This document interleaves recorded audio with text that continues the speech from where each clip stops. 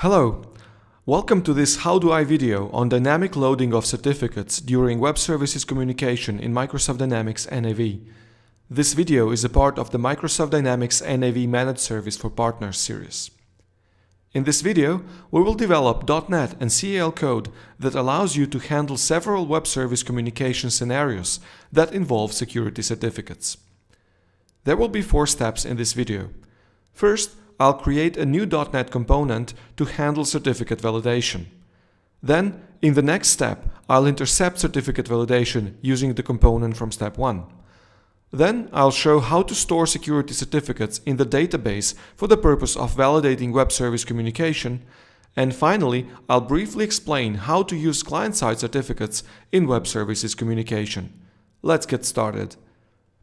In HTTPS communication, the server uses the certificate to identify itself. The client then inspects the certificate to determine whether the certificate can be trusted. This is an important step, and if the client decides that the certificate cannot be trusted, the communication will not simply proceed. The web browser will typically ask you if you want to proceed at your own risk. But backend web service clients, such as HTTP requests made from CAL using .NET Interop, will simply return an error message letting you know that the certificate is not trusted. In on-prem scenarios, you can install the server certificate in the Server Trusted Authority Certificate Store. However, in managed services, you have no access to certificate management, so you have to use different methods, such as intercepting certificate validation and using certificates stored in the database to perform custom validation. The HTTP Web Request class includes the Server Certificate Validation callback. Whenever a certificate trust cannot be established by the HTTP stack of the application, this callback is invoked. This allows your application to perform custom validation. This custom validation can decide that the certificate can be trusted, in which case the HTTPS call will proceed. I'll first create a new C# Windows class library project in Visual Studio and create a new class that I will use to validate HTTPS requests that involve server-side certificates. The constructor of this class will receive an instance of HTTP web request and will assign the server certification callback to it. From within this callback, I'll raise an event in CAL that will allow my CAL logic to perform the validation. For this, I'll need another class called Certificate Event Args that will contain the necessary information about the certificate and the SSL context involved, and a flag that CAL can set to true if the certificate can be trusted.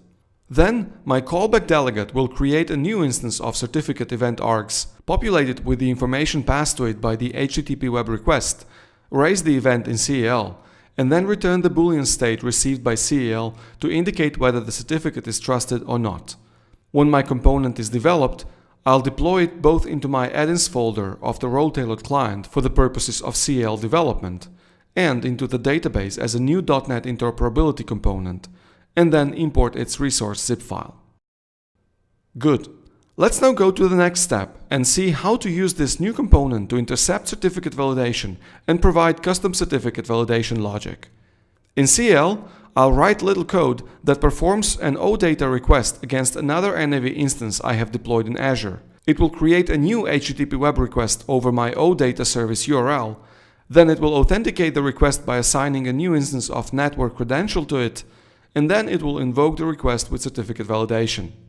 This function instantiates a new request validation that I developed in C#, then calls a try function that performs the request invocation and returns true or false depending on whether it succeeds. The invoke with certificate validation function then returns this result to the caller. Back in the caller function, if the call succeeded, I show a message, or otherwise I throw the error received from the web service stack. I didn't necessarily need the try function here. I simply wanted to show a good pattern of how to invoke web services from CAL without unnecessarily breaking the execution in case of errors. Here I have my validate certificate event. It will be called by my .NET component when the server certificate validation callback is invoked. For now I'll leave it blank, which means I don't trust any certificates. When I run this code, it shows me the error because the certificate cannot be validated. If I now change my validate certificate event trigger to simply unconditionally trust all certificates, and then retry my code, It now executes without errors because I have indicated to my HTTP web request class that the certificate is okay and that the call can proceed.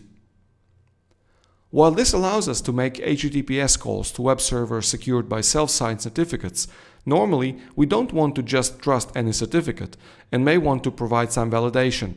So let's move on to the step 3 and implement custom validation based on certificates stored in the database.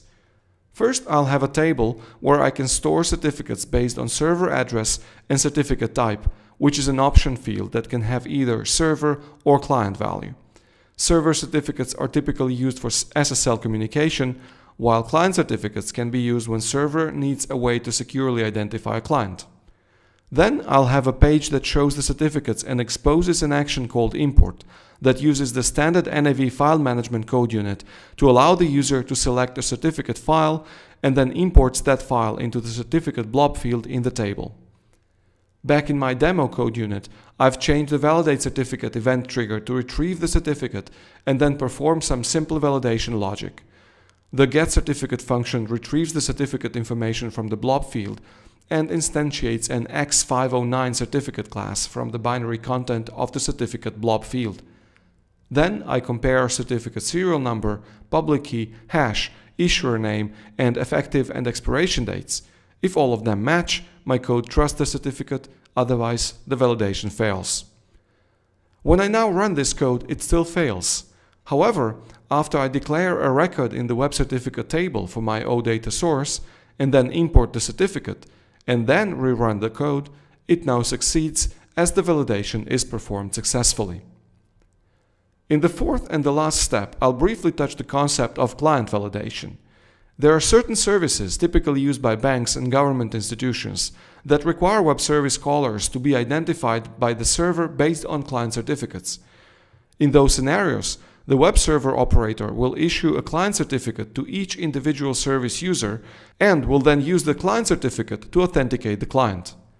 HTTP web request class allows you to provide the client-side certificates for each call.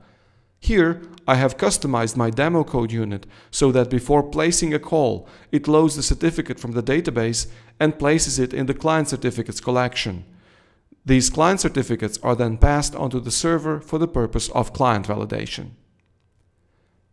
In this video, you've seen how you can use server and client certificates when communicating using web services by first developing a .NET interoperability component that exposes an event for CL, and then how to use this event from within CL to perform some basic server certificate validation. Also, you have seen how you can use certificates stored in a blob field in the database as a client-side certificate for the purpose of client authentication. In this video, we've covered topics of server certificates, client certificates, server certificate validation event, and streaming binary data into and out of blob fields. To learn more about the Microsoft Dynamics Managed Service for Partners, please visit http://aka.ms NAV Managed Service. I hope you enjoyed this video. Thanks for watching and see you soon in another How Do I video from the Microsoft Dynamics NAV Managed Service for Partners series.